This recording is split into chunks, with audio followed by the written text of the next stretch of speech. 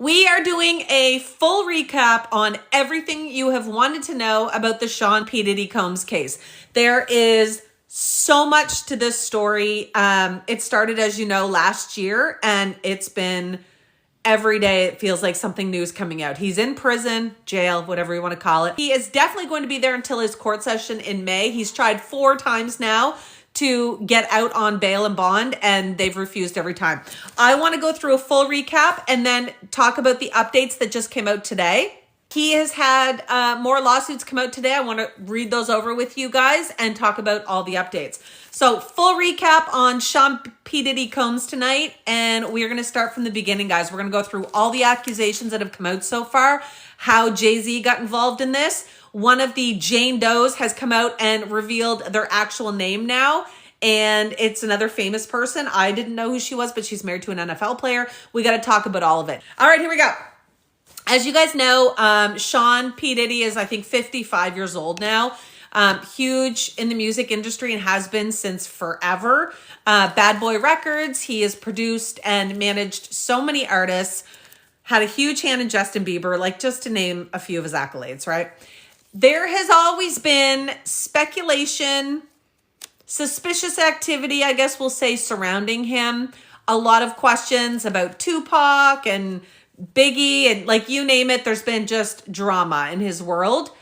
We're going to start from the beginning, though, of the accusations that came out, all thanks to Cassie. So Cassie kind of started all this off and ended us where we are today. So as you guys know, Cassie Ventura, so Cassandra Ventura was his girlfriend from 2007 to 2018. She is the first one that came forward, and she came forward finally after all these years in November of 2023. So just this past November, well, a year ago November, she came forward because if you guys remember, New York came out with the, let me read it right, Adult Victims, what's it called? New York's Adult Survivors Act is what it's called. So this Survivors Act allowed adult victims to come forward for a 1-year window to file civil claims against whoever they needed to, regardless of the statutes of limitations. So this window, I think, was put into place because of Trump's situation, but it helped all these victims come forward. So Cassie, because of this window, decided, screw this, I'm over them, I'm not intimidated anymore, I'm coming forward. Pretty much everything she had in her lawsuit when she came forward played out true in the media. Like everything she listed that happened was pretty much verified when that video got released, if you remember the video. So this is what she did. So Cassie, of course, was his former girlfriend. They dated from 2007 to 2018. She came forward and claimed that he forced sex on her. You guys know the word for it. Beat her, and she called it in fits of uncontrollable rage, is what she referred to it as in her legal papers, and exerted a tight hold over her, is the way she worded it. He controlled every aspect of her life. He also wanted her to perform sex acts with other men, and most of these men were actually sex workers that he and his team hired, and he called them, as you guys know, freak-offs. Freak-offs. Anywho, he actually traveled with these sex workers. He would bring them with him crossing states because he wanted to utilize them with Cassie on his vacations and trips and different locations he lived. This is part of what's illegal. So this is part of what he's being charged with, as you guys know. He's had 5 lawsuits that came out from November to about February, and then a ton more since then. But the 5 were kind of due to the New York Survivors Act that came out to give that 1-year window. So this is Cassie's accusations. She came out with all of this, and then if you recall, the video came forward. When the video came out, Diddy and his lawyers had all come out and said Cassie was full of bullpucky, that nothing was true. She was doing it to extort him for money, yada, yada, yada.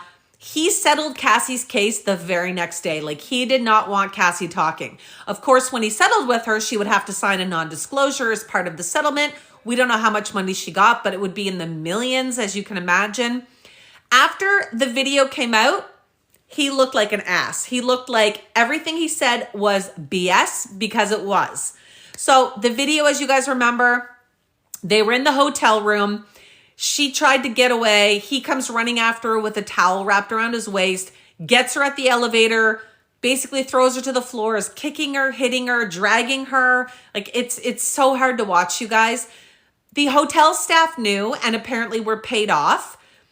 Somehow, I'm going to say somehow, the video got leaked last year, just after Cassie's accusations. Now, he wants to say, and his lawyers want to say, that the feds leaked it. The feds say absolutely not, that they didn't have it until it got leaked.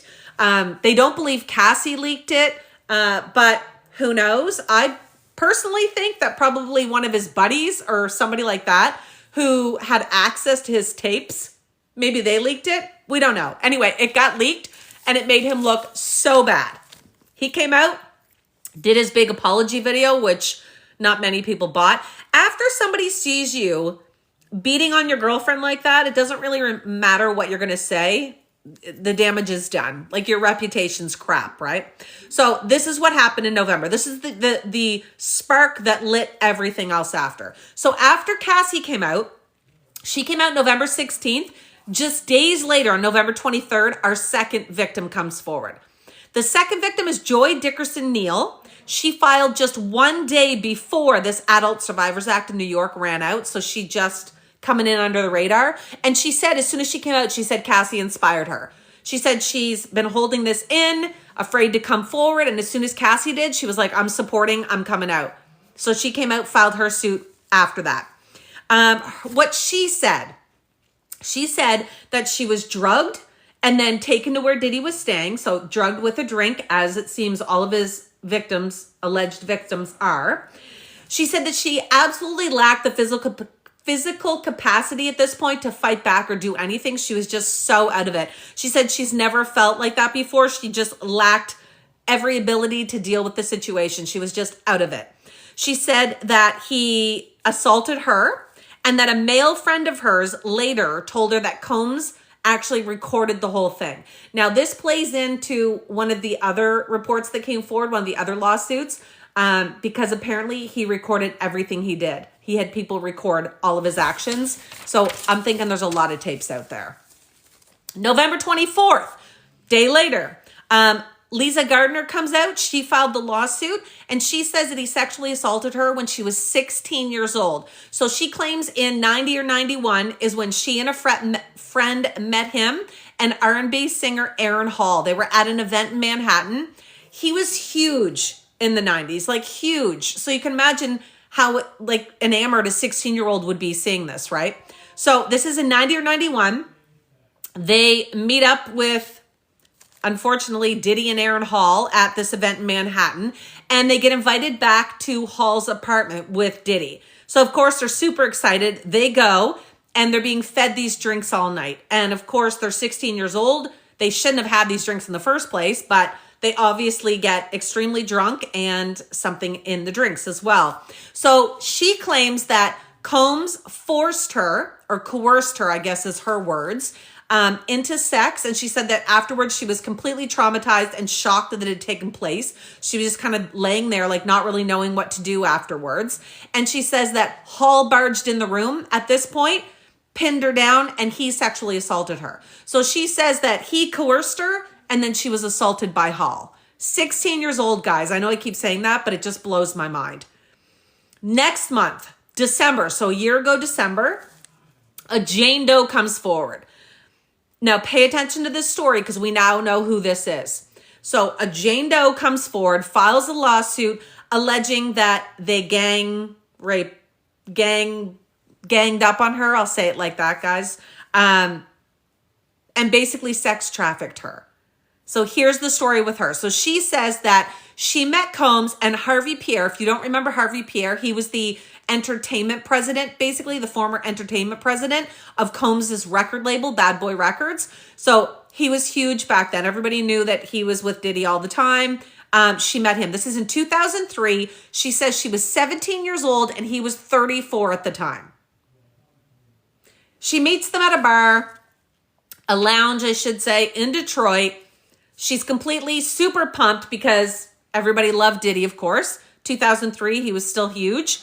She says that Harvey ended up convincing her to get on Diddy's private jet with Diddy and him and go to New York. What 17-year-old isn't going to be super excited, one, to get on a private jet, but two, with Diddy at the time? So she says yes, she's super excited. Now it starts going bad though right away. She says before they even left the lounge that this Harvey Pierre ended up basically smoking crack in the lobby in front of her and then forced her to go down on him. Right then, I would have bolted, but anyway, unfortunately she didn't. She was 17. She gets on the private jet, gets fed drinks the whole way to New York, ends up in New York, and this is when it gets really bad. She's taken now to this studio in New York where Diddy is. There's a few other guys there. She says that she goes in and they start giving her copious amounts of drugs and liquor. Again, she's only 17 years old, right? She's obliterated. She can't even hardly walk. She says that there's another man in there, so there's now 3 men in this place. And she said all 3 men took turns basically having their way with her in the bathroom. Diddy was first. She said that she was too out of it to give consent. She didn't know what was happening. It was just bad. The whole situation was so bad. She says they basically had their way with her, left her on the bathroom floor, and then got somebody that works for Diddy to come in, take her to the airport, and ship her back home. Like, horrid. So this is trafficking because they took her from Detroit to New York.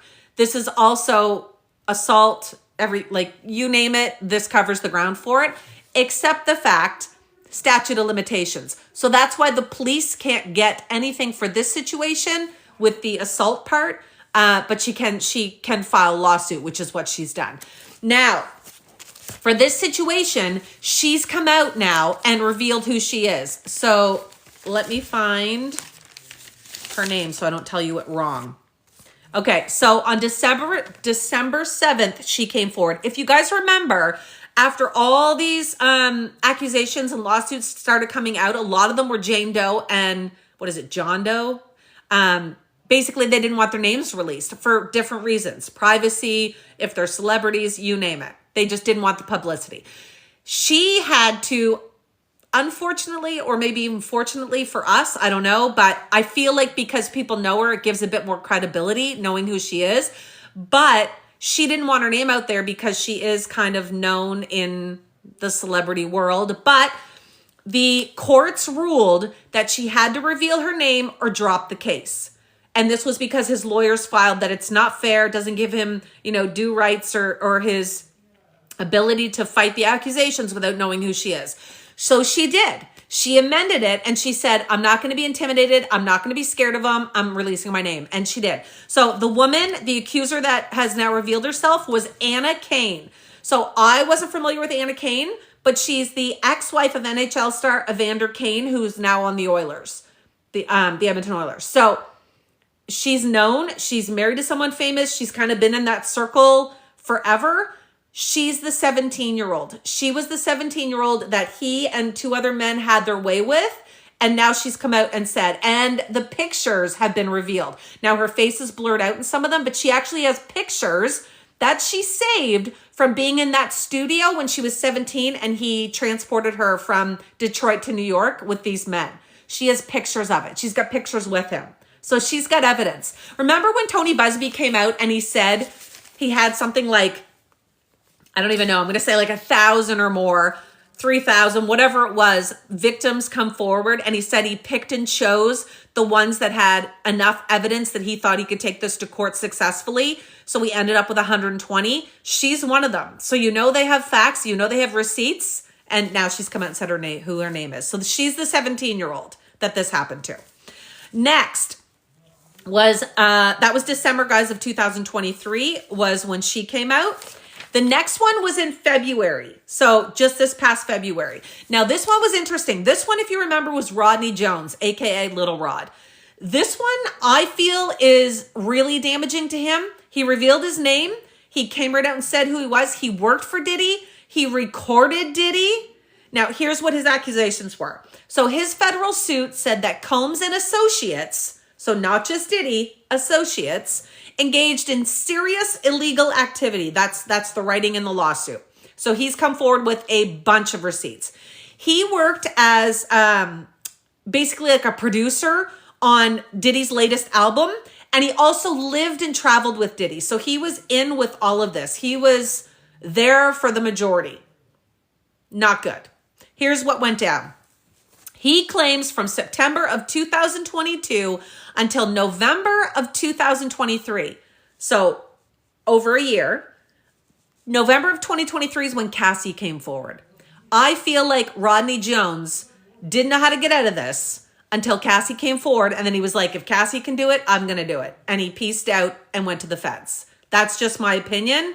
But I feel like that's what happened. Why else would it be the same month that he left Diddy and stopped working for him? But this is what happened. He says that he was harassed sexually by Combs, pressured to engage in sexual acts like these freak-offs, forced to procure, which means go and hire, sex workers for Combs. And he says he witnessed all of this. He witnessed Combs giving drinks that were laced with drugs to people at the parties as well. So he says he saw it all, he did it all, and he was hired to do it all. He says that Combs made him record him constantly. He said he did nothing off camera. Everything was recorded so that he could watch it later and have memories of it all. So he says that he constantly recorded it. Screenshots were included in his lawsuit of these recordings. So there's pictures, there's evidence, there's screenshots. And he said that it was all from parties with underage women, sex workers, you name it. He's got it all on tape. He also says that Combs was trying to groom him. I don't know if it's ever come out that Diddy is bisexual, but from the list of lawsuits, that's my opinion, is that Diddy must have been bisexual. I don't think he was too proud of it because he wasn't coming out and admitting it, but he certainly had intercourse, now it appears, with a lot of men, and most of it was forced. So this is what Jones says. He feels like he was being groomed into a sexual relationship with Combs. He was assaulted at numerous places, all of Diddy's homes, including a yacht that Diddy rented when he went to the U.S. Virgin Islands. He says it even happened there. He said that he and Brandon Paul, remember the name Brandon Paul because we're going to talk about him in a second, that they were asked to travel with Diddy's drugs and firearms. So he wouldn't carry them himself, of course. He's famous. He doesn't want to get caught. So he'd hire his cronies to carry all his stuff with him that he wasn't allowed to have. His drugs, firearms, hire the sex workers, you name it, so that he couldn't get busted with it. So Rodney says he was one of the guys, and so was Brendan Paul. In additional filings that apparently have come up that we don't know a lot about, they're accusing Combs and his sons of being involved in a 2022 shooting that took place at an LA recording studio. I don't know enough about that. I have to dig more into that. But then we hit March, guys. In March was when everything blew up for him. March was when Homeland Security raided all his homes and everything went viral. Like everybody started to know what was going on. All the stuff that was found at his houses started coming out. So here's the scoop on that one. They raided 3 of his properties, his home in Miami, his home in LA, and his home in New York. When they did it, they found guns galore, but not really any other details were released at the time. So we didn't really know what else they found. We just saw all the videos of the raid with Combs's boys being outside. Combs, at the time, it was rumored that he was taking off and fleeing. It turns out that is not the case. He was actually heading to the Miami airport on a planned trip. So the feds knew he was there and they went and got him there. So they went because they had warrants for his cell phones. They didn't arrest him. They just took his cell phones, which he was probably crapping his pants about. But anyway, so he was headed to the Bahamas is where he was going. The feds stopped him at the Miami airport, confiscated the cell phones. And while they were there, if you remember, that's when they got Brendan Paul. So if you remember Brendan Paul, he's the guy Rodney Jones said had to carry his drugs and firearms for Diddy. He was like hired to do that. Brendan Paul's the guy that they caught at the airport with him that they arrested. So what he was charged with, and Brendan was only 25. So he's just a kid. So 25 years old, he was arrested at the Miami airport. In his travel bags, the police found suspected cocaine and marijuana candy, which I'm assuming means like pot gummies or whatever they're called. He was bonded out the very next day, of course. They didn't let him sit in jail, but he was charged. So he was arrested and charged with possession for these items. Again, bonded out the next day. Now, at this time, Diddy's lawyer comes out and says, it's all meritless. None of this is true. All these accusations, they're being made in civil lawsuits. None of it is true. They said no finding of criminal or civil liability with any of the allegations. This is what they're trying to say. That's because none of it had gone to court, if you remember. Thank you, guys. Because we couldn't read Cassie's filings, the majority of it, because it didn't go to court because he settled the very next day. Like, that's why there was no finding. Anyway, side note. Okay. The next accusation that came out. So this all happened in March. And the next thing that ended up coming out was in April. In April, we had another victim come forward, April of just 2024, this last April. This is Grace. Now, I don't know how to say her last name, guys. It's O''Marcaigh. Marcaigh, maybe? Anyway, I don't want to botch her name, but her name's Grace. Grace comes out and says that this all took place in December of 2022. She says that in a lawsuit that his son, Christian Combs, if you guys know who I'm referring to, his son, drugged and assaulted her while she was working on a yacht for them. She wasn't there hanging out. She wasn't a fangirl. She was literally working on this yacht. And she says he started groping her and she was fending him off, telling him, no, stop. And she says all of that was recorded by some producer that was there, was recording this. So she actually has video of her telling Christian to back off and leave her alone. And she says what ended up happening was she has transcripts of audio clips, again, recorded by this producer. And she says she's denying his assaults, but then he took advantage of her later on and she's suing for assault for that. Another one comes out May of 2024. So just last May, we have Crystal McKinney come forward. Crystal McKinney filed suit and she says this all took place in 2003. Now she claims she was 22 years old. She says that she went to a men's fashion week event in New York. And of course, there was tons of things like that going on at that time. And he would be at all of it. He was huge. She says that she met Combs. He invited her back to his studio. She was super pumped to meet him, super excited. Unfortunately, she went back. She says that he and several colleagues, which haven't been named, were drinking and smoking joints. And she says that she took a hit off one of the joints and she says it basically knocked her on her ass. She said she's never smoked anything like that. It was one hit and she was done. So she thinks it was laced. She thinks that they gave her something different than what they were smoking, but it was all bad, whatever it was. Basically, she says that she felt completely powerless. She couldn't defend herself. She couldn't even really control what she was doing. She says she felt like she was floating, whatever this was that she smoked. Most of these cases, Combs has given drinks laced with something, but there's a couple of these earlier ones that it was something else. This apparently was whatever was in this joint. She says that he demanded that she go to the bathroom with him. She ends up kind of being half drugged there with him. And then he began kissing her and he tried to shove her head down. She fights him off as much as she can. He gets mad and basically shoves her down to her knees and says, suck it. Anyway, trigger warning, guys. This stuff gets gross. She says that she tried to refuse and started to walk away, but then she says that she felt woozy and thinks that she lost consciousness at this point. And basically, she says she woke up in a taxi, realizing she'd been sexually assaulted and having no idea what exactly happened to her. That's all she knows. Like, that is terrifying. There's a few that are going to come out like that. All right. Moving on, guys. There's lots to cover here, so bear with me. Here we go. The next thing that ended up happening. So that was May. And as you guys know, Diddy gets arrested.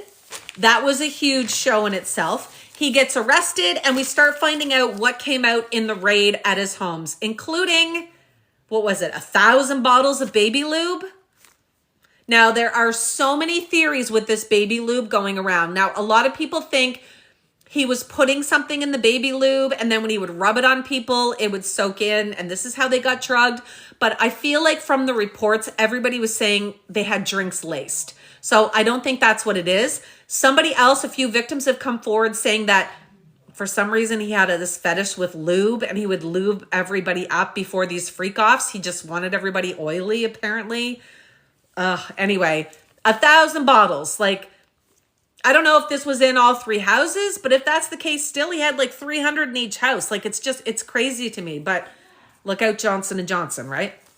Now, the next thing that's of importance was October 1st of just this year. October 1st is when we meet Tony Busby. Tony Busby, the lawyer of all these victims, pretty much. He's come out.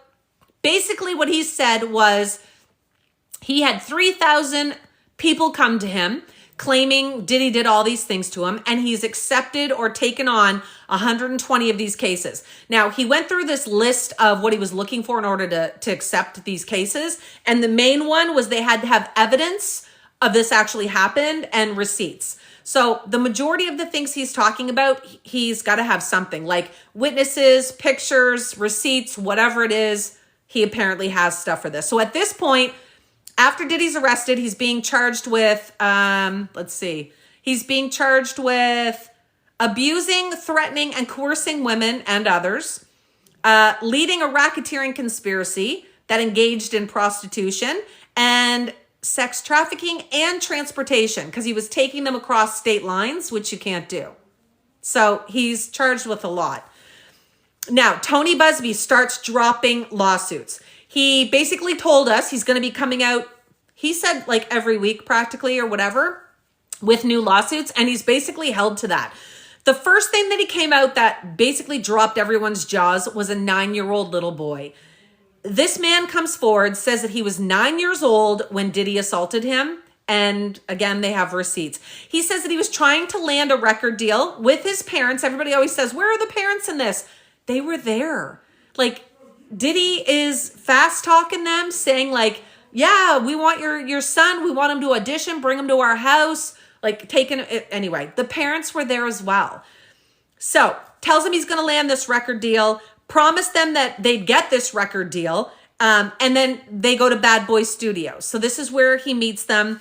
He says that a bunch of famous people are going to be there and they're going to, help out and whatever. He gets this boy dropped off to him, and he had like some sort of mentor, like a record label mentor or something with him. But Diddy got to him anyway and basically groped this little boy. And this boy, who's now a man, has now come forward. So Busby at this point says that he's got a bunch of famous people that are going to be sued, not just Diddy, that he's got other names that are dropped. He also says that he has sent these demand letters to the lawyers of these famous people, basically saying, if you don't settle, we're going public and with this lawsuit. So it kind of gives them a chance to give whoever the victim is a ton of money. And then they sign something that basically they're not allowed to talk about it anymore. What is it? A letter of confidentiality? Disclosure agreement? Is that what it's called, guys? I'm blanking here. Anyway, they have to sign non-disclosure, NDA. Thank you, guys. That they sign an NDA, then Busby doesn't come out publicly with this lawsuit, and it all goes away. So this is what he's telling people that he's doing. And it's basic like practice in law. This is what they do. So he's sending out these letters to these bigwig lawyers for these celebrities. He says he's already sent some out. He said he's given them a chance to settle and avoid the public lawsuit. He also says that some have already settled. So some of these big names that were at these parties who are suing, we're never going to know who they are. The ones that refuse is who we're going to know. And we got a big one coming up, right? He also says that he's going to start naming and going after any of the corporations or corporate entities who had any involvement in this, including the hotels they stayed at, the banquet rooms they booked, anything like that. He's going after is what he's claimed. And he's already named a few. Now, just a couple days later, I think it was 2 weeks after, he comes out with 6 lawsuits. So he dropped 6 lawsuits and 4 of the 6 are male. So this is when things start looking like he's bisexual and doesn't talk about it, just apparently has these freak-offs where he's dealing with it. I don't know. Maybe he's angry with himself about this, and this is why he's so aggressive and awful to these men. I don't know. But 4 to 6 are male, and this is what happened with the first one. The first man comes out and says he actually worked for Echo Clothing. If you are as old as I am, you'll remember Echo Clothing. And it was in 2008. Now, at this point, Diddy was running the Sean John brand. Do you guys remember that? That's another old one. So they were in business together. They knew each other through the business world. He says that he ran into him and 3 bodyguards in like a back room or whatever, a stock room at a Macy's. And he says it was in New York. And he says someone basically clocked him. I think they call it pistol whipped him in the back of the head with a gun or whatever the item was. This is what he thinks it is, the back of the neck. And he says he fell to his knees and Diddy smacked him and said, suck my echo, and assaulted him. Like, anyway, this is the first one that Busby drops. The second one, again, this one was a male. This one was a man who was hired to be a security guard. It was in 2006 for one of his white parties that he's so famous for. All the celebrities were going to these white parties, as you guys know. So many pictures of celebs at these things. I don't know if these freak-offs were done in another area of the house privately or in front of these celebrities, but it's bad. Now, this hired security guard says that he consumed a drink and it was obviously laced with something because he was out. And he says Diddy forced him into a van, powered him because he was on something, and then basically assaulted him from the back. I don't think I can say the word on here, but you know what I'm talking about. Took him from behind. And this man has now come forward with charges through Busby, and he's got receipts, or Busby wouldn't have taken him up. Third one, another man. This man said that he went to Diddy's party in October of 2021, so not that long ago. This one's more recent. He said that he became disorientated after having just one drink, like everyone else, and he says that the room was spinning, and the next thing he remembered was he was in a bedroom, and he says he was paralyzed. He basically couldn't move. At least 3 men assaulted this guy. He says he remembers looking up at one point and seeing naked Diddy above him, and he didn't really recognize, or says he didn't really recognize, the other men that were there, but there was at least 3 other men doing this to him at the same time. Ugh. The next man was not a man at the time. He was a boy. He was 16 years old, and he was invited in 1999 to a white party again in the Hamptons, at Diddy's home in the Hamptons. Now, Diddy took him to a more private area. Now, this kid was there, as you can imagine, because he wanted to be a music superstar, and Diddy was leading him on. So he goes to this party. Diddy takes him off to like a more private area to talk to him, and it got really weird. He said that Diddy basically said that he had the right look for the music industry, started grooming him, telling him he's what he wants, but that he's got to check him out first. So he basically told him that he's going to be a star, but he had to drop his pants and show Diddy what he had. So this kid's 16, dying to be a superstar, at his idol's place. He does what he's told, drops his pants, and he says at this point, Diddy started touching him and also took out his own and showed it to the 16-year-old. Now, luckily, that sounds to be, not luckily, but none of this is lucky, but this seems to be as far as it went for this 16-year-old, was to this point, and then because where they were, that was kind of the end of it. But he said that it happened, and he was told by Diddy at the time that it was a rite of passage, that he does this to all potential music superstars, which I kind of believe now. The next one was the woman, one of the women. So this woman came out as a Jane Doe. All those men came out as John Does. This woman said that she was 19 in 2004, again, when Diddy was huge. She says that she got invited into a photo shoot that was across the street from her college in Brooklyn, New York. She gets invited, super pumped, as you can imagine, doing a photo shoot with Diddy. She goes over, she brings a friend, and she gets to meet him, and then she gets invited to this after party. And hold on, I gotta turn off invites, guys. There we go. She gets invited to this after party at a Marriott hotel. Cue the Marriott. So this is when now Busby's saying he's going after corporations. The Marriott's one of them. So she says she gets invited to this after party. Her and her friend are so pumped. They get there. She says she walks in, tries to mingle, sees all these famous people, and they're super excited. And the security guard comes up to her and says, "Now, girls, you know why you're here," and leads her into a room. So her and the friend go into this room, and they're like, "What's going on?" Of course, what happens next? They're given drinks, and then things get fuzzy. So she says they were given drinks, and they were told basically to hang out there, and Diddy was going to come in and see them. He comes in. She says he starts kind of groping them right away. They're resisting. They're kind of out of it because of whatever was in this drink. And she says they're still resisting, though. Like, they're still able to do that. he starts to get mad.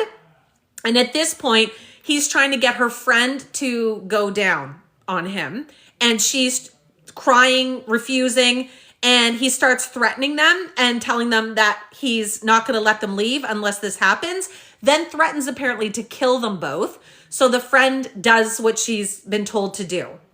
So this girl who is filing the suit, who is 19 at this time, is crying, laying on the bed, watching her friend deal with this, just praying she can get out of here. She says that at this point, after the friend complied with it, they're crying and begging to leave. Diddy won't let them. So they're not allowed to leave, made her then get undressed, and then assaults her. Now, she says around this point, the door opens, and she thinks it's because of her crying out. A security guard comes in, has to talk to him or something, and the friend bolts when the door opens. She can't because of where she is, but the friend bolts. So now she's in there by herself, and Diddy actually leaves the room, tells her to stay, and leaves the room with the security guard. And she does. She's terrified. She doesn't know how to get out, so she just sits there not knowing what to do. And she says at this point, about 30 minutes later, apparently another security guard comes in and tells her she can leave. So she obviously bolts. Now, in this lawsuit, Bad Boy Records is being brought up and sued, as is Marriott. And it's because Busby is saying they both looked the other way at all this, that both corporations knew what was going on and they just ignored it. That the Marriott knew he was having these parties, that this was happening, and they just turned a blind eye, probably because they're paid off, right? After this took place, we had a court date. Diddy appeared in court October, I think it was like the 10th. And his trial date was then set for May 5th. So that's when his trial date's going to be, guys. I will definitely be covering this. Make sure you hit follow. It's going to be crazy. But it's going to start May 5th of 2025. He's in prison until then. He's had 4 times he's tried to get bond. We'll talk about that in a sec. And he's been refused every time. I don't think he's going anywhere. He's in prison till May. All right, next thing. Now, this lawsuit was brought forward, but not by Busby. This one was by another lawyer. So this situation is horrid and crazy as well. This is the situation with Ashley Parham. If you remember this one, this was from 2018. So again, not that long ago. Like, he was doing this for years, guys, like years. In 2018, she says that she met a friend of Diddy. I think this has to be one of the most bizarre lawsuits that has come out so far. This one is something right from the movies. Like, you think, how the hell does this happen? Anyway, stick with me here. Here we go. Okay, so she meets a friend of Diddy's at a bar. She doesn't believe Diddy's his friend, so he FaceTimes Diddy at the bar. And she and the friend are like, hey, Diddy, or whatever. And she says that she wasn't impressed. And she made some sort of jibe at him and said something like, something about Tupac's death. Like that he may have had a hand in it or something. And she claims that he threatened her at that time and said something like, you're going to pay for that comment. 1 month later, this friend from the bar reaches out to her again and says, hey, come over to my place. We're going to have this party. And she says it was a setup. So she says she goes to his house 1 month later when he calls, and it's a setup, and she gets assaulted there. She says she goes to this home in California, and Diddy shows up when she's there. She gets a knife held to her face by Diddy. This is what she's saying. This is all her allegations. She says he holds a knife to her face and says that he's going to give her a Glasgow smile for the comment she made. And I didn't know what this was. I had to look it up, but basically it's like a smile from ear to ear. Apparently that's what Google told me. She says at this point that Katrina Coram was there. If you guys know this name, this is Diddy's top consultant. She says that this woman was there assisting in this and helping Diddy. So she says that Katrina told him not to cut her face because that's going to come into trouble here if they want to sell her. So she's hearing all this. She's now thinking she's going to be sold into like a sex trade or something like that. And she's threatened to be shipped off and never to see her family again. So this is all taking place at this friend's house. Now, at this point, Diddy took off her clothes and got a bottle of some liquid, she said, which I can only assume is this lube, this baby oil he uses. And he had a fanny pack, guys. Anyway, it was in a fanny pack, and she says he covers her in it. So this is the first time that we're actually hearing about this baby oil. So apparently he just covered her in this liquid, which we're assuming is baby oil. She said at this point, Diddy and Christina, his top consultant, tried to insert something into her lady part. Sorry, guys. And they called it an IUD, and that they said it malfunctioned. So whatever they were putting in was apparently so she wouldn't have Diddy's child. Anyway, they're saying that it malfunctioned so that she couldn't have sex without getting pregnant. So because it malfunctioned, Diddy apparently then got the TV remote and used that instead. Inserted that, if you get what I'm saying. Guys, I'm so sorry. This is so gross.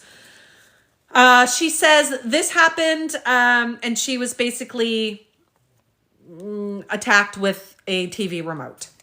She says later he then had his way with her from the other end because they couldn't use this IUD. Now, this is when things get even more crazy, guys. So after this, he is instructing another two men to do this to her as well. So they do it as well from behind. And one of them apparently did do it in her lady parts as well. And then they left her.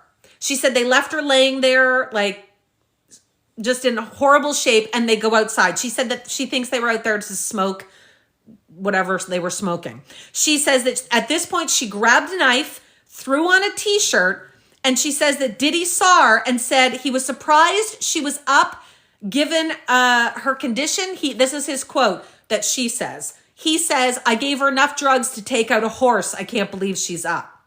Then he offers her money to stay silent and say that it was consensual. And she's ripping, like raging at this point, and still has this knife. She says at this point that he threatened her family, and he appeared to be live streaming, she says, outside her sister's home. I don't know how this is going down, guys. Like, you can't make this up, but this is her claims. She then says that he even called his mom at this point. So he's got Janice on the phone, his own mother. And it's like this joke. He's talking to his mom saying, "Mom, this girl's being mean to me. Talk to her." Like, it's all funny. And then the mom's on speaker telling her, "You be nice to my son, dear." Like, not knowing what exactly is going on. Anyway, she says at this point, she's yelling and telling the mother, like, "He's hurting me." And anyway, it's just weird. She says that he referred to Tupac and another guy and got mad and says that he fired, she says that he fired a shot. And this other guy, the security guard fires a shot. And I guess Diddy gets mad at this point and takes off. So she grabs the knife. This is nuts, you guys. She grabs the knife and starts chasing him, is what she claims. Chasing Diddy with a knife. She says that she grabs him. He pleads for his life. And apparently at this point, she turns around and runs for the door. She says he's now chasing her again. And she says that she turns around and she grazes his abdomen with the knife and actually cuts him a little bit. She says that she got out, gets on the front lawn and starts screaming for someone to call the cops. And at this point, she says that she heard his SUV speed away. So she's on the lawn in a t-shirt. Claire, thank you, babe. She's in a t-shirt on the lawn screaming for police. He takes off, and she says that the sheriff's office actually responded. So if that's not a receipt, I don't know what is. She says the sheriff's office responded, but that they may not have investigated it. She's not sure. She also reported it to 2 police departments, and none of them even opened a case. Now, I don't know how much evidence there's going to be of that if they didn't open a case. Hopefully there's something on file, but apparently they didn't believe her and no case was opened. Now, that story's insane, guys. So I could see someone thinking like this lady's crazy and not thinking he would do something like this at that time back then. And a lot of times back then, victims came forward and unfortunately they weren't believed. But that's the gist of that one. Now, the next thing that happened is when Diddy decided through his lawyers that he wanted all of the Jane Doe and John Doe names released. He was like, I've had enough of this, undisclosed named people coming forward with these lawsuits. How can I defend myself if they're not telling their names? So he and his lawyers present papers to court and say, we want them all ID'd. There can't be any anonymous victims anymore. And he claims that if he had the names of these victims, that he would be able to defend himself and prove it's consensual. All I've heard so far in this is that one of them has revealed her name. I have not heard of any others yet doing that. And there's more that just came out that we're going to talk about in a few minutes that all came out as Jane Does or John Does. So whether or not we're going to hear those victims' names or they're going to pull the case and not move forward, I don't know. Next one. Guys, this is nuts. October 21st, 7 new lawsuits came out, guys. 7. We had 5 that were in federal court in New York and 2 in the New York Superior Court. Now, all of these took place between 2000 and 2022 in either New York, LA, or Las Vegas. And all of them were at his parties. These parties, guys, like this is like devil parties. Now, in this one, there was 3 women, 4 men. Again, I think he was bisexual and just didn't care who he was hurting. So 3 women, 4 men. They all came out as John Does or Jane Does in this case. And all but one say they were drugged by Combs. And 2 of them at the time were minors.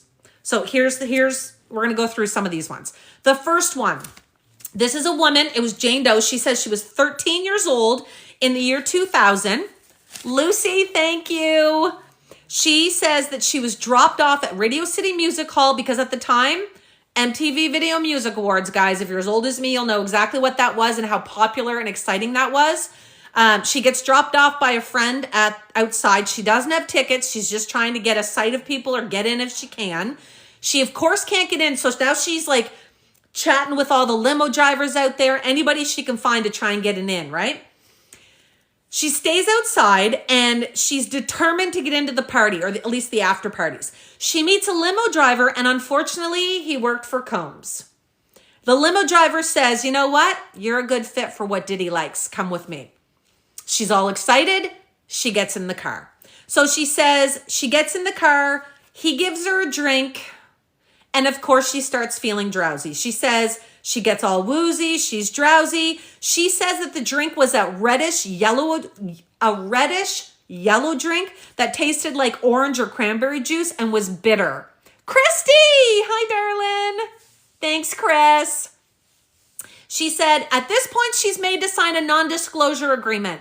I got to tell you, you sign a non-disclosure agreement and you get assaulted, it doesn't count. You can't do illegal things and be like, can you sign that away? But anyway, that's what they tried to do with her. She signs a non-disclosure agreement and she recognizes several celebrities at this after party that they get to. She said those words, several celebrities were there. She gets there and she says that Diddy came in with 2 other celebs that she knew into this room that she was in, because this is where the driver puts her. They all get put in these rooms, guys. 2 famous celebrities come in, a male and a female. We now know who the male is. It just came out. So the male and the female, we don't know who the female is yet. We'll talk about that in a sec. They come in. She says the male celebrity ripped off her clothes, not Diddy, this other guy. We'll tell who it is in a sec if you don't already know. I think most of you will know. She says that her clothes get ripped off and he has his way with her while the female watches and Diddy records it. She says then Diddy has his way as well. Guys, the male has now been named. She went back into this lawsuit and named him. It was Jay-Z is what she says. This is the case that has now come out of the 13-year-old little girl who says that Jay-Z did it to her. So she says when she went in this room, he comes in with Jay-Z and an unnamed female. I don't know why she hasn't named the female yet. And this is who had their way with her and attacked her in this room. So she says that she managed to escape and she staggered out to a gas station where she got help. So receipts again. She goes to this gas station. So whoever was at the gas station, if they called the police, whatever, like that's all recorded. This person at the gas station would also remember, I'm sure, helping this 13-year-old who says Diddy and Jay-Z had their way with her. Now, she says at the time that she didn't name the 2 celebrities, the male and the female. But it's come out now that she's amended it. Ashley, thank you, darling, for going for my live goal. Thank you so much, guys. She's now amended it. For whatever reason, she has changed it and added Jay-Z's name. So we're going to talk about the Jay-Z situation in a little bit because it's crazy, you guys. All right. The second person that came out was a John Doe. So another male, 17 years old. So another minor. He says his attack was just 2 years ago in 2022. Now he says that he was an aspiring artist because they all are at that age. He says he was at a party that Combs was hosting, and Combs assured him that he was going to make him a star and offered him a drink, which was laced, and then assaulted him. It's like a playbook. He does the same thing every time with this drugging them all. And anyway, the next one, this was another minor, you guys. This was a John Doe, 10 years old.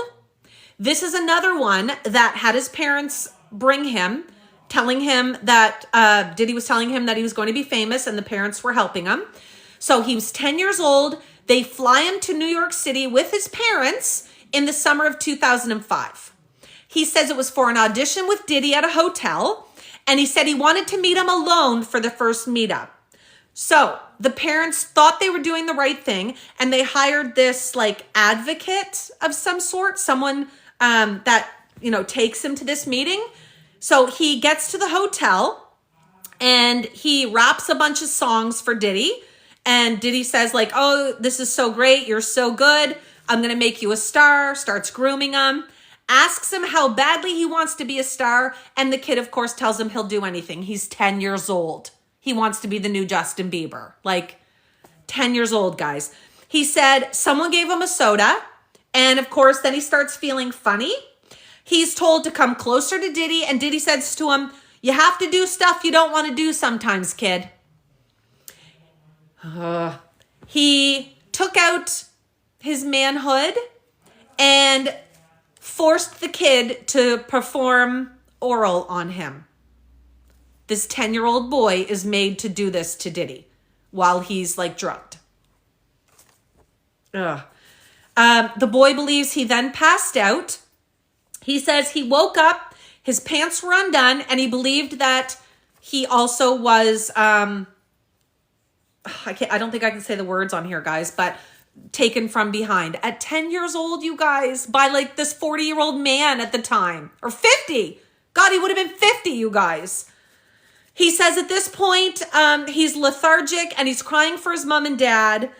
Diddy then threatens to harm his parents if he tells anyone, but the brave little guy goes home and tells his parents anyway, but his parents are freaked out. Nobody knows what to do, but God love them. They go to the police anyway. So they go to the police and nothing happens. 2 years ago, nothing happens. This kid, who would be what now, 13 years old, says that he's lived with night terrors ever since, and now they're suing Diddy and all his companies involved. Like, this is just horrendous. But again, more receipts, right? Because this guy says he went to the police. His parents and this 13-year-old now went to the police, so they'd have something on file. All right, the next one, guys, again, 17 years old. This was in 2008, and again, named as a John Doe. I'm hoping the minors can stay John and Jane Does, but we'll see. All right, so he says, this is one of the kids. I say kids because I'm old as dirt and he's 17. This is one of the kids that was auditioning, if you guys remember the MTV reality show. Lucy, thank you, darling.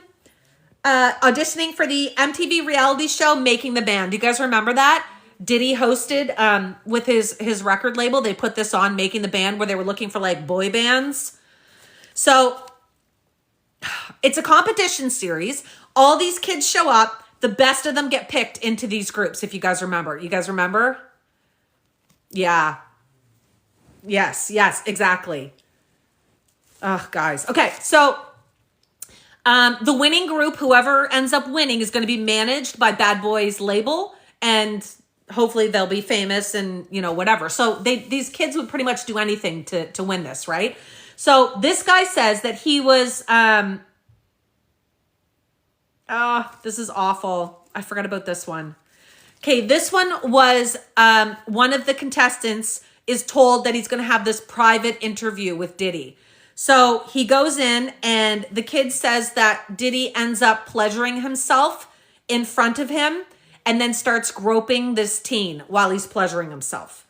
So he says that this was during this one-on-one audition he said he was going to have. It was on the first day of auditions. And the second day, this kid's then forced to perform orally on him and a bodyguard. He's made as well to do it on the bodyguard. I know people are thinking you can't be made to do this. When you're a 17-year-old and all you want is to be famous and this guy's running the show, you can be pretty much coerced into doing any of this. It's awful. Like, it's horrid, horrid grooming, you guys. Anyway, okay, so he tells the teen that he's going to be keeping an eye on him and he's going to go places in this competition, yada, yada, yada, because the kid thinks he sensed that the boy was really uncomfortable and was really upset about what happened. So he's trying to make it better. And then he was eventually eliminated from the competition. Now, I know a lot of people were saying things like, why didn't he come out sooner and stuff like that? Or the fact that maybe he's just mad he got eliminated. He would have come out sooner if that was the case, right? He didn't come out until just now when everyone else starts coming forward. The next one. Oh, this is the grand jury. Okay, so this one is when attorney Aria Mitchell, she's got a client, Courtney Burgess. This one's interesting, guys. Courtney Burgess was subpoenaed by the grand jury and claimed that this guy had evidence. We still don't know exactly what's going on with this one, but he had to go in front of the grand jury because apparently he has evidence they needed to see, and he testified in front of the grand jury. Now, he claims that he's in possession of videos that allegedly contain footage of celebrities being victimized by Combs. Celebrities. Like drugged and taken advantage of. He says that he's got multiple flash drives with video footage from all these freak-off parties, which you completely believe because he taped everything. He says as well that at least 8 A-listers, he says 6 men and 2 were women, 8 of them are in these videos and they appear to be under the influence of substances. He says 2 to 3 of them may be minors at the time. And he says that this was all given to him by Kim Porter, his ex. Kim Porter, as you guys know, is the mother of 3 of his kids. She died in 2018 from complications of like flu or pneumonia or something along those lines. A lot of people speculated and still do to this day that he played a hand in this and that she didn't die from the causes that are said. There's no evidence of that. This is just what everyone says. Her children do not believe this. But Courtney apparently claims that he got these tapes from Kim. Like, that's huge, guys. He says that Kim gave them to him and that he apparently has Kim Porter's memoir. He says it's Kim's last word. It was called A Journey for Justice from the Other Side. It's like diary entries or journals or memoirs that she wrote. He says he has all this. And I tend to believe it because in a few minutes, we're going to talk about what his boys have now done. So stick with it. I know it's a long one, guys. I told you there's so much to this. So much. Okay, next one. Halloween, October 31st. A woman who sued Diddy as Jane Doe had to reveal her name or it was going to be tossed. So you remember, if you were here just a little while ago, we talked about the 17-year-old who was in a club in Detroit, met Diddy and one of his producers, was put on his private jet, went to New York, and 3 men had their way with her while she was drugged and drunk in the bathroom and then left her on the floor. Do you remember that story? So October 31st is when the judge ruled that this John Doe had to reveal herself. So basically it was said, reveal your name or the lawsuit's dropped. A lot of people thought the lawsuit was going to get dropped because a lot of these people don't want their name out there or associated with any of this, as you can imagine. The judge said that the case is highly sensitive, but does not outweigh the interests of Diddy and the public in openness of judicial proceedings. So basically said, for a fair trial for him and for all of us with an open justice system, we need to know who the person is.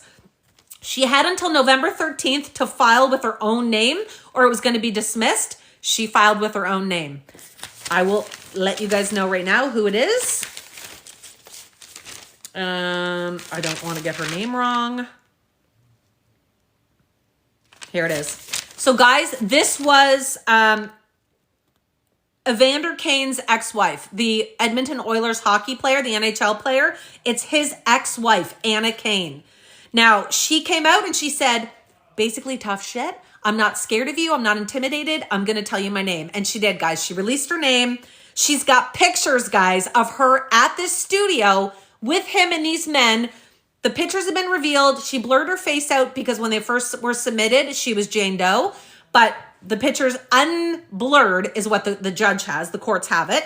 She says that at this time, she's not scared anymore. She wants him to pay for what happened. So she revealed everything. She was like, basically, tough. I'm going to do it. And she did. So she's out there. That's who it is. Another known person, right? All right. So that was October 31st that went down. November 1st, the next day, we had a copy of one of his NDAs released. If you remember, all of these people, Barbara, thank you, sweetheart.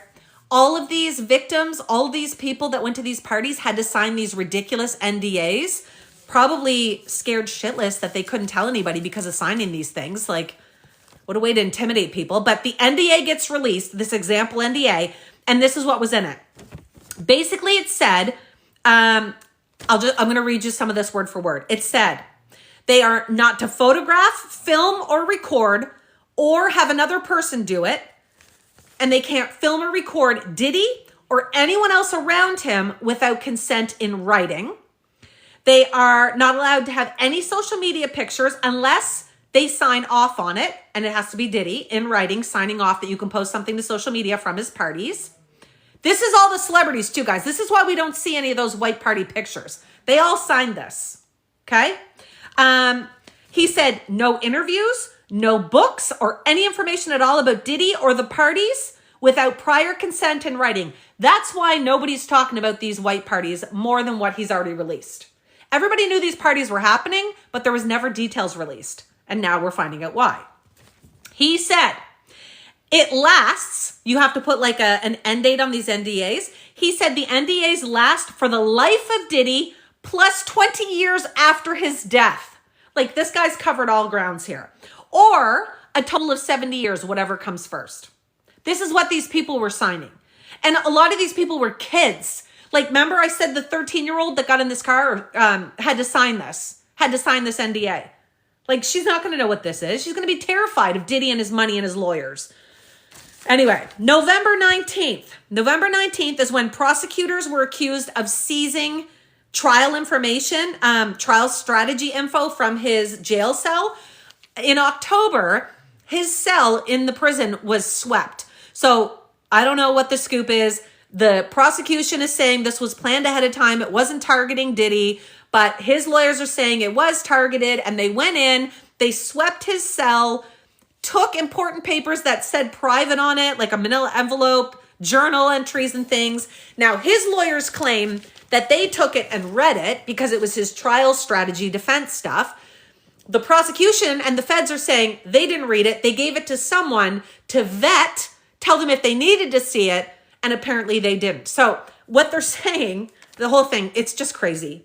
Basically, they're saying that there was jury tampering going on, with the prospective jurors, that there was some influence going on with witnesses, a bunch of illegal stuff. This is what they're claiming. They said the U.S. Attorney's Office was saying that it was unauthorized methods of communication to get third-party people to do three-way calling on the monitored phone lines, use of other inmates' phone access codes, and also use of third-party text messaging providers. So this is what they were claiming. However, this was a win for Diddy in court because the judge said none of it counts. You need to destroy all that evidence and you're not allowed to bring any of it forward. So the judge pitched it and said none of this is good.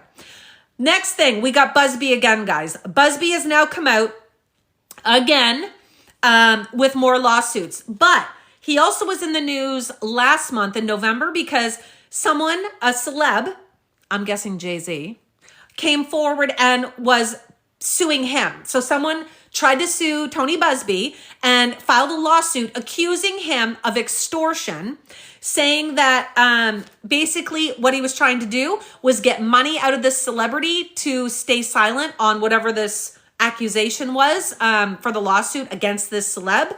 So Tony Busby has said he won't be intimidated or have his clients silenced, and that he was sued by a prominent individual, is what he said, who's named as a John Doe in the lawsuit, of course, because they don't want us knowing who it is. And the John Doe is saying that they were threatening lawsuits against him for false accusations. My opinion, Jay-Z. It's got to be Jay-Z. But anyway, this is a quote from Tony Busby. I'm a U.S. Marine. I won't be silenced or intimidated. Neither will my clients. This guy means business, guys. Okay, so that was in November. Now, today, Busby's come out with more lawsuits. So now we're caught up on all the past Diddy stuff. Here's the most recent that has just come out, and it is just as horrendous and just as disgusting as all the other stuff, but these ones are more recent. So today, two more. Oh, wait, no, this was not today's, guys. These ones were actually November 20th. I haven't even gotten to today's yet. So here's November 20th. Two more lawsuits. One was a woman from Maryland. She says that she was 18 years old in 2001 and that he assaulted her outside a Halloween party in New York City. She's calling herself again Jane Doe. She says that a security guard led her to a black SUV limo that was parked outside. Diddy was in it with 6 security team members in it. She was given a drink, of course. She said she immediately felt dizzy and woozy and that Diddy forced her to go down. This seems to be his pattern here. On everyone in the limo, all 6 of these security guards. Diddy made her do this to all 6 guys, then himself. Anyway, she said the whole time this was going on, he was calling her derogatory names and spraying champagne all over her. Please ignore that motion I just did. That was awful for what we're talking about. Sprayed champagne all over her and only let her leave after she finished with everyone, or she wasn't allowed to get out of the limo. Ugh. The second one was a man from Florida. He says that Diddy's associate invited him to an after party at a home in Miami where a bunch of other famous people were, he says. He says he walks in and they were all partying in there, all these people he knew. He's again calling himself John Doe. He says someone drugged him with a drink and he fell in and out of consciousness. He says he woke up, oh, this is awful, you guys, to sharp pains, and I'm going to use the words he used, sharp pains in his rectum and anus. His clothes were missing, and he says he turned around as he came in and out of consciousness, turned around and he saw Diddy inserting himself into this poor man. So this is why he was feeling the sharp pains and what brought him out of unconsciousness. So he, again, is in and out of consciousness at this point. He says he remembers Diddy talking dirty to him, saying awful things with this disturbing smile on his face, apparently. The man says he absolutely couldn't fight back. He couldn't even really move his legs at this point. He says he woke up the next morning in that same room. He says he was naked, didn't know where his clothes were. Finally, someone came and gave him his clothes back, and he was driven back to the nightclub where they had been, where the night had started. Guys, anyway, next one, November 23rd.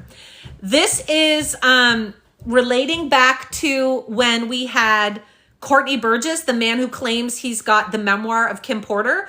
This is what just came out about that. This is what makes me think it's legit, that he actually has something. So Diddy's sons, Christian and Quincy, file a lawsuit, a cease and desist letter against Courtney Burgess. Courtney is the guy, if you remember, I said a while ago, he had to go in front of the grand jury and testify because he had evidence. He had apparently flash drives, all these recordings of the parties, the freak-offs and all that stuff that he says he got from Kim Porter. Well, he's been given a cease and desist letter from Christian and Quincy Combs, 2 of Diddy's sons, and saying that the Porter tell-all that Courtney claims that he has, the boys are saying that they have the copyright to this. They're saying that when Kim died, that they became owners of all Kim's intellectual property rights, so that these supposed diary entries would belong to them. But Courtney Burgess says that before Kim died, on the phone, she gave him verbal permission, or whatever we want to call it, that he had the copyrights to this memoir, and she gave him the memoir, sent it to him. So that's why he's got it, is what he's saying. So he says Kim told him over the phone and then sent them to him. So he's saying, too bad, these are mine. And the boys are like, cease and desist, they're ours. So now there's a fight over that. We'll see what happens. The fourth bail hearing also happened on the 23rd. So again, he goes to court. Now this time, the legal team for him managed to get it so he doesn't have to show up in shackles. So he didn't have to wear cuffs or anything. They say it gives him a bad look in front of who are possibly going to be jurors. So he didn't have to wear shackles. He goes in front of the bail hearing again. And again, he's denied. And this is what he was trying to give them. He said he was going to give them $50 million, his Miami Beach mansion as collateral. He would be on house arrest, around the clock security from his own security team, around the clock security, and no contact with alleged victims or witnesses. And for the fourth time, he was shot down. Basically, the judge said, you're a danger to society. You've proved yourself to be violent because of the Cassie video, and witness tampering and, you know, anything else is too much of a risk. So you're staying in jail. So he's still in there, guys, till May. November 30th. So a few days later, a woman comes forward and she claims that she was friends with Cassie and that Diddy basically hung her off a 17-floor balcony. So this is her story. She says that her name is, I'm going to hope I'm going to get this right, Brianna, I think it is. Bana is what they called her. She's charging him or accusing him of sexual battery, false imprisonment, and other claims. She said that she was staying at Cassie's apartment. He comes over late at night, starts groping her. She gets mad and she resists. He gets mad, takes her out to the balcony and hangs her over it. She said there's 17 stories up. She's screaming and crying. He pulls her back over and apparently starts shoving her into the balcony furniture, including a table. Just super pissed at her, basically. And she's seeking $10 million in damages. December 7th, December 7th, sorry, we already talked about this. This is when Anna Kane comes out and reveals that it's actually her. That was the 17-year-old that basically was gang attacked by Diddy and his buddies. So December 13th, he's sued by 3 more accusers. Like, I can't even count all these accusers now, you guys. This is nuts. So this again is with Busby. So one is a man who says that he was attacked sexually and that it was all filmed. And afterwards that Diddy paid him $2,500 to tell him to stay silent. The other ones don't say they were paid, just this guy does. The second and third weren't given payment, but all 3 of them said that this happened at parties. 2 of them were at hotels. One says it was at his home in the Hamptons. All 3 were, again, laced with drinks from Diddy. They all became disorientated and said they passed out. And they all came to with Diddy doing things from behind, and the pain is what brings them around. No one spoke up for any of this, of these 3 men, because they said it was out of fear, humiliation, intimidation. They said basically it's all happened in recent years and they were mortified.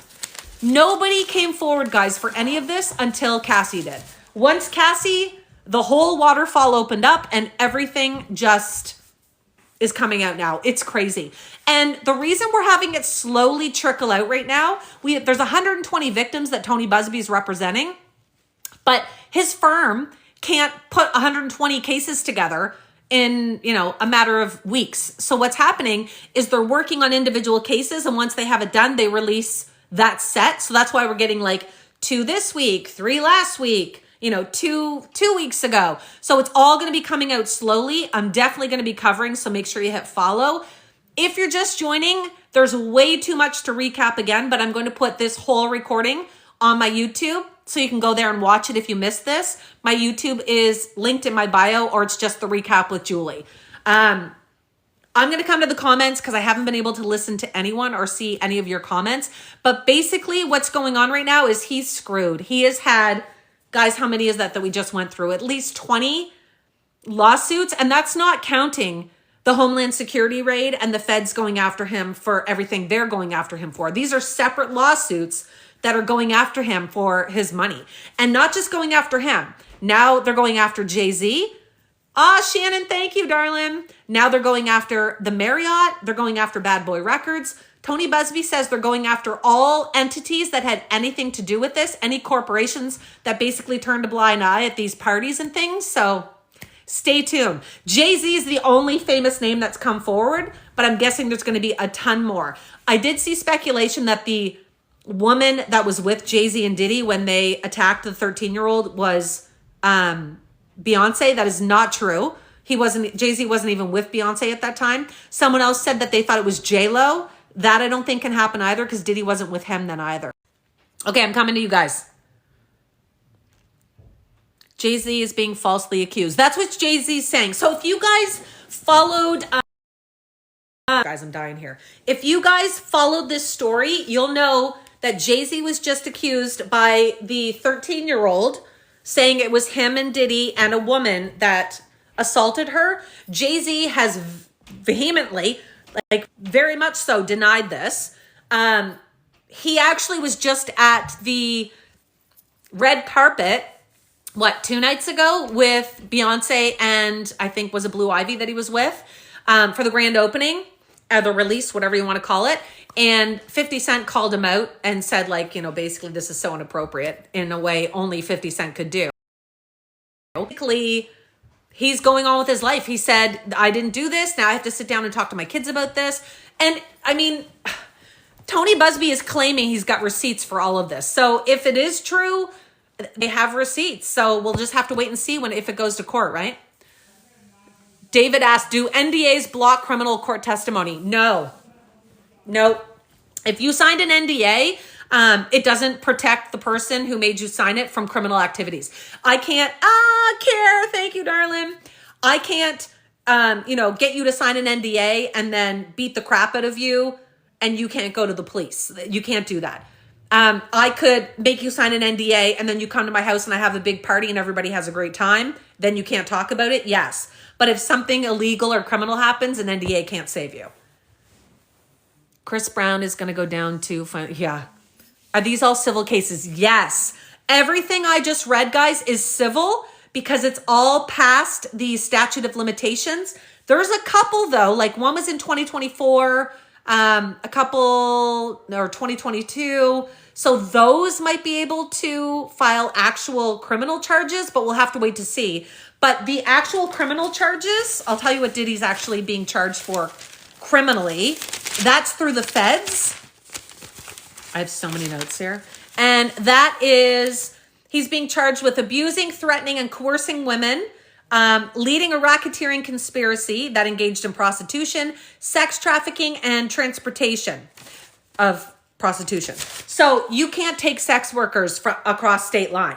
And he was constantly doing that. So they can get him on that.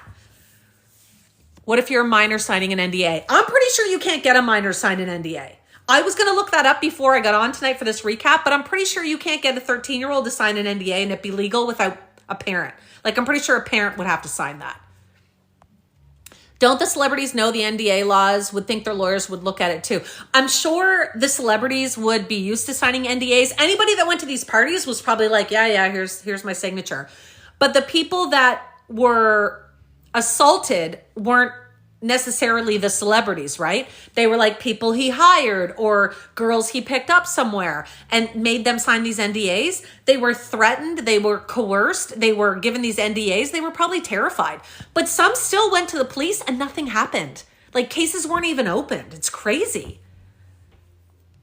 Minor NDAs are void. Thanks, Jocelyn. Justin Bieber was seen with him after everything came out. I don't trust him either. Do you know what? I'm sure Justin Bieber saw way too much of what was going on. I hope he wasn't treated the way these other people were. And I certainly hope He wasn't involved in what went on with all these people, but yeah, he was at those parties, guys. Every celebrity was there. Like even Rosie O'Donnell was invited to some of these white parties. I don't think the white party was the freak off itself. What I think happened is they had these big white parties, and in rooms, around the house, these freak offs were taking place. People probably knew it was happening, but they probably didn't know who was in there doing what, right? That's just my guess. Do you know if any of these victims go to hospital instead of the police? Yes, some of them did, MD. Yep, some of them did. Victims don't always realize they are victims. Dawn, such a good point. Some of these people that end up dealing with this, one, the males, more so I hate to say than females, have this like stigmatism around it that they're afraid to come out because they're not going to be believed that a man can be overpowered by someone or, raped. Is one of the problems. That they won't be believed is another problem. But males and females in this situation, the humiliation, oh my God, is it because I got too drunk? Was I asking for it? Should I not have gone there? Like all these questions come up in victims' heads. It's awful. He's paid off a lot of people. Yes, he has. Hi, Majestic. What about Ali Carter? I don't know that one. Do we know what's going on with Ali Carter? I'm not sure. That's what happened to me. I didn't come out. I'm so sorry. I feel like he owned the police. Oh, absolutely. Yeah, he was probably inviting the police to these parties, right? That's how this stuff works. Think of Jeffrey Epstein. Like this is how stuff works. When you're in, high society, you're famous, you have all this money. This is like terrible. Annabella, thank you so much. Thank you. Yes, I'm Canadian. Police were in his pocket too. What is the story about Oprah Winfrey? I do not know the story with Oprah, so I can't report on it. I have not come across anything with Oprah for this yet. Money corrupts, yeah. Oh, sorry. Ali Carter's Tupac's daughter. Thank you. Thank you. I was thinking it was another victim. Ellen DeGeneres. No, I bet you she was at the white parties, but she has not, to this point, been named or accused of anything. Jacqueline, thank you. His white parties are legendary. However, freak-off's totally separate. Cat Juice, the problem is they're not separate. So these victims are saying all of these things happened at his white parties, his big parties that he had. But the freak-offs, I think, were in separate parts of the house. Like, I think he was down partying with people, and then he'd take off to a bedroom and do these horrible things to these victims and then come back down and party with the celebs again, is what it sounds like. Who's been accused with him as well? So far, just Jay-Z has been named. Did you watch Stephanie So's? No, video on him. Where is your proof? Dooley, I'm not sure what you mean. My proof of what? Check into Ali Carter. She says she's a victim also. No, Beyonce's not been named, just Jay-Z. I was brought up in elite cult. Oh, same cult that River Phoenix was in, same satanic ritual as, I'm so sorry.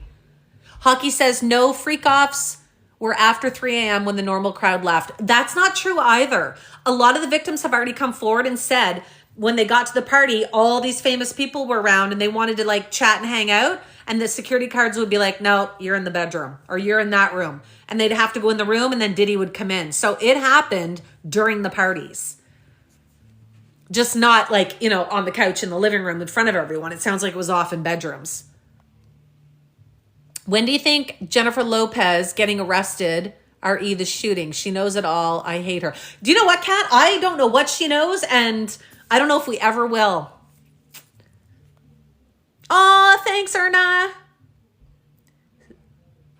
I think the freak-offs are something different than the essay activities. They're kind of together. I know what you're saying. Like, Cassie got involved in the freak-offs. Is that what you mean?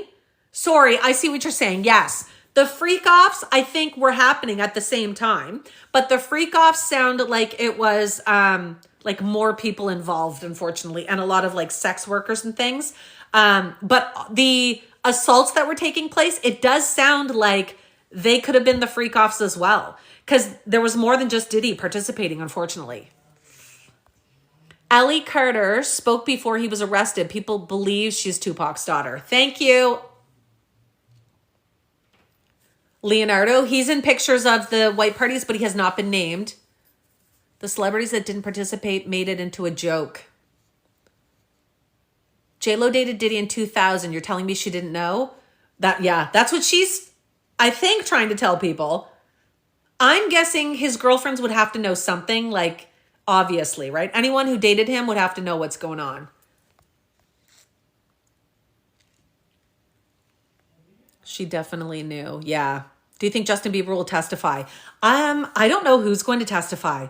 I don't know who they're going to interview as witnesses. I don't know what they've found so far. It's so tight-lipped. The only thing we're able to find out are these lawsuits. And the only lawsuits we're finding out are these ones that are actually moving forward. So Tony Busby has said numerous times that he has already sent out these letters to some celebrities and well-known people, basically saying, here's the lawsuit. What are you going to do about it? And if they settle out of court, we're not going to hear about it and we're not going to know who it is. Just as an example, this did not happen, but just as an example, if somebody like me accuses Leonardo DiCaprio, say that he was at the party, he did this to me, Tony Busby sends Leonardo DiCaprio, the lawyer, this letter and says, Julie is accusing you of this, this, this, and this. Leonardo can write back and be like, here's $5 million and an NDA, shut her up. And they can be like, Julie, do you want to settle? And if I go, yeah, I do. Then I sign it and it goes away. I've got $5 million. Leonardo DiCaprio never gets his name released. So that's kind of what's happening, according to Tony Busby. But some of them, like Jay-Z, is apparently not paying. Like he's claiming his innocence and he didn't pay. So now he's been named. Not necessarily. The girlfriends could have been lied to. Diddy could have been very vindictive. Yeah, totally. Legal extortion. There is legal extortion that can happen, but apparently Tony Busby isn't asking for a certain amount of money. He's just sending it being like, this is what's happening, but we'll see. At this point, Diddy's just going around ruining people. I think anyone who was friends with Diddy is now ruined. Like their whole reputation is done. What's a white party? That's the name of the parties Diddy used to have. Everyone used to dress in white and they'd go and get like hammered at Diddy's parties. It was just a big like shit show basically. Jaguar White knows a lot. Kim, yes, has come out a lot and said a lot and insinuated a lot too. Yeah. Why pay to settle if you're innocent, especially a rich celeb versus a normal? They would pay to settle even if they're innocent so their name doesn't get out there. Like if Jay-Z's innocent, it's not going to matter to people now. His name's out there. People are going to jump and say he's guilty, whether he is or not. So a lot of people would, even if they're innocent, would say like, oh my God, just pay them off so it just goes away. Who's Kim? Kim is Kim Porter. It is his ex, and she passed away in 2018. A lot of people had said she had died because of him. Some people say it was due to an illness. We don't really know. But apparently she gave people flash drives of videos and pictures and all this stuff with him, and also her memoirs, but we'll have to wait and see. I listened to the book and it's crazy. There was a book out though that is not true. There was a fake book apparently out. Hers has not been released. Her memoirs are not out. We believe he wasn't behind her death if she recorded and had a flash drive of it. I don't know. There's so many conspiracy theories for that. I can't believe Jay-Z is or was innocent during their decades of friendship. I think that's what a lot of people are saying. She's from where I live and I saw her funeral. Which son was he talking to when he told them to get rid of the pizza boxes? I'm not sure. Guys, do you know who that was?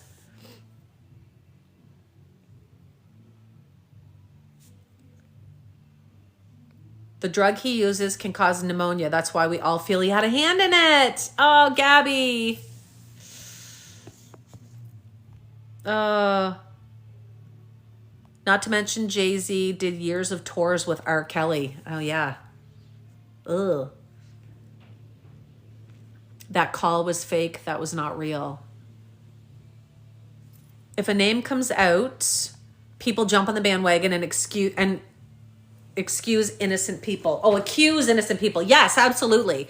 Anybody's name who gets leaked now is immediately going to be guilty in the eyes of the public, unfortunately. Sauce Pocket says birds of a feather flock together. I tend to agree. Yeah, all of this has happened because of Cassie, guys. Because she was brave enough to come forward, this has all come out. The tour was canceled. Was it Boo? Ellen ran away to the UK. That car accident wasn't an accident. Oh my God, that's a huge conspiracy theory, Kat. You just went down a deep road there. She's saying Anne Heche was about to blow the lid on all of this. Oh, geez, that's deep. That tour got canceled. Thanks, guys. I'm so amazed by what fame can do to people. Yeah. Oh, Bonnie. Thank you, darling. I love that little dude. What about Sloan, who predicted this? Heard that too about Anne Heche. Jay-Z just posted again. What did he post, Chris? I haven't seen it yet.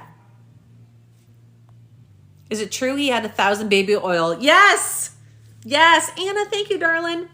Apparently 1,000 bottles of baby oil.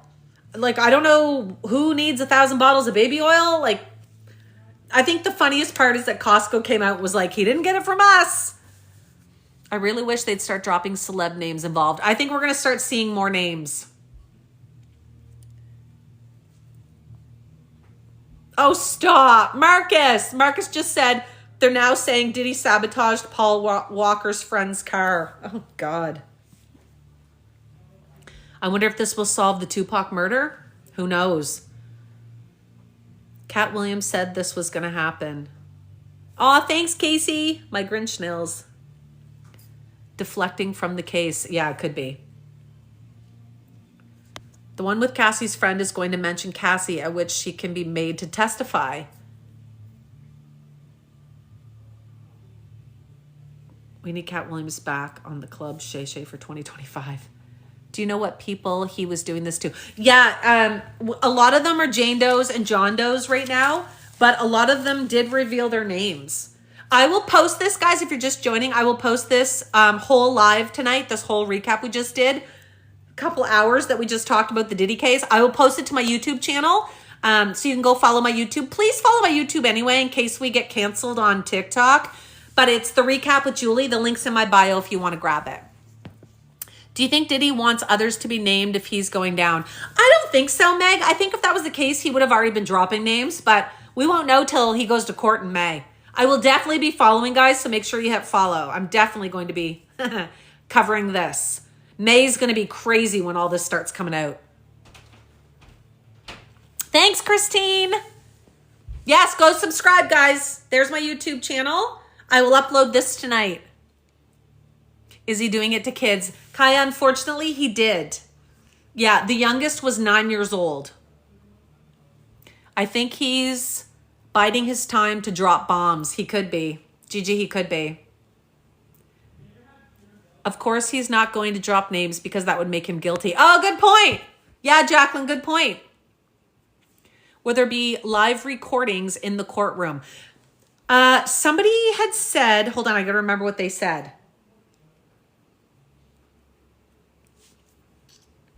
I think if it's a federal case, no, it can't be video recorded. It won't be live streamed. Is that what it was? Thank you, Gabby just said it. No, not for federal cases. So no, we won't see what happens.